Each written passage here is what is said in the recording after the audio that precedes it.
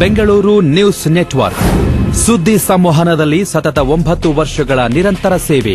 ವಾಣಿಜ್ಯ ಹಾಗೂ ಇತರ ಸುದ್ದಿಗಳನ್ನು ಅಂತರ್ಜಾಲದಲ್ಲಿ ಬಿತ್ತರಿಸುವ ಪ್ರಪ್ರಥಮ internet channel Bengaluru news network. ಪ್ರಪಂಚದಾದ್ಯಂತ ಸುದ್ದಿ ಬಿತ್ತರಿಸುವ ಮಾಧ್ಯಮ Bengaluru news network. Log on ಆಗಿ www.bangalore-newsnetwork.com www.bangalore-newsnetwork.com.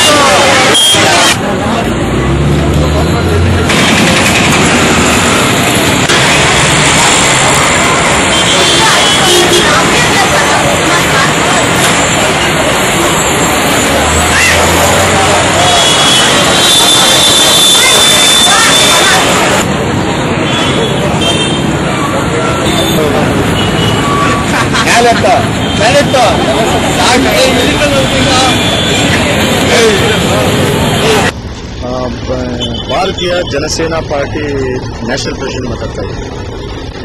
ಈ ಮಾರಸಂದ್ರ ಮುನಿಯಪ್ಪ ಅಂತ ಬಹುಜನ ಸಮಾಜ ಪಾರ್ಟಿಯ ರಾಜ್ಯಾಧ್ಯಕ್ಷ ಆತ ದಲಿತ ವಿರೋಧಿ ಧೋರಣೆ ಈ ಒಂದು ಪ್ರೊಟೆಸ್ಟ್ ಮಾಡೋದಕ್ಕೆ ಅವಕಾಶ ಮಾಡಿಕೊಟ್ಟಿದೆ. ಆಮೇಲೆ ಆ ದಲಿತರ ಹೆಸರು ಹೇಳ್ಕೊಂಡೆ ಆತ ದೌರ್ಜನ್ಯ ಮಾಡಿಕೊಂಡು ಅವ್ರ ಆಸ್ತಿಗಳನ್ನೆಲ್ಲ ಕಬಳಿಸ್ಕೊಂಡು ಆಮೇಲೆ ಗೂಂಡಾಯಿಸಂ ಮಾಡಿಕೊಂಡು ಆತನ ಮೇಲೆ ಸಾಕಷ್ಟು ಎಲ್ಲಾ ಬ್ಯಾಂಗ್ಳೂರು ಸುತ್ತಮುತ್ತ ಎಲ್ಲಾ ಸ್ಟೇಷನ್ಗಳಲ್ಲಿ ಸಾಕಷ್ಟು ಎಫ್ಐಆರ್ಗಳಾಗಿದೆ, ಕೇಸ್ಗಳು ದಾಖಲಾತಿ ಆಗಿದೆ. ಆದ್ರೂ ಪೊಲೀಸ್ನವರು ಯಾವುದೇ ಕ್ರಮ ಜರುಗಿಸ್ತಾ ಇಲ್ಲ. ಆತ ಆತರ ಭಯ ಇಟ್ಟಿದ್ದಾನೆ ಪೊಲೀಸ್ನವ್ರ ಮೇಲೆ. ಮಾತಿಗೆ ಮುಂಚೆ IGDG ಗೊತ್ತು ಅಂತ ಹೇಳ್ತಾನೆ. ಸೊ ಹಾಗಾಗಿ ಯಾವುದೇ ಆಕ್ಷನ್ ತಗೊಂಡಿಲ್ಲ.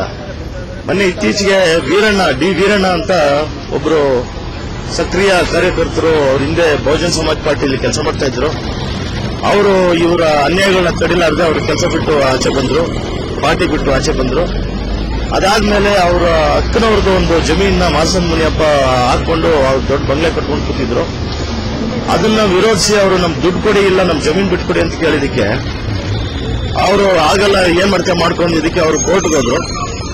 ನ್ಯಾಯವಾಗಿ ಯುದ್ಧ ಮಾಡೋಣ ಅಂತ ಕೋರ್ಟ್ಗೆ ಹೋದ್ರು. ಕೋರ್ಟ್ಗೆ ಹೋದ್ಮೇಲೆ ಅವ್ರೇನ್ ಮಾಡಿದ್ರು, ಈ ಕೋರ್ಟ್ಗೆ ಹೋಗ್ತೇನೆ ನೀನು ಅಂದ್ಬಿಟ್ಟು ಅವನ್ನ ಮಧ್ಯ ರೋಡಲ್ಲಿ ರೋಡಿಗಳು ಬಿಟ್ಟು ಹಲ್ಲೆ ಮಾಡಿ ಆಫ್ ಆರ್ಡರ್ ಮಾಡಿದ್ದಾರೆ. ಕೇಸ್ ರಿಜಿಸ್ಟರ್ ಆಗಿದೆ ಹೆಬ್ಬಾಳ ಪೊಲೀಸ್ ಸ್ಟೇಷನ್ ಅಲ್ಲಿ.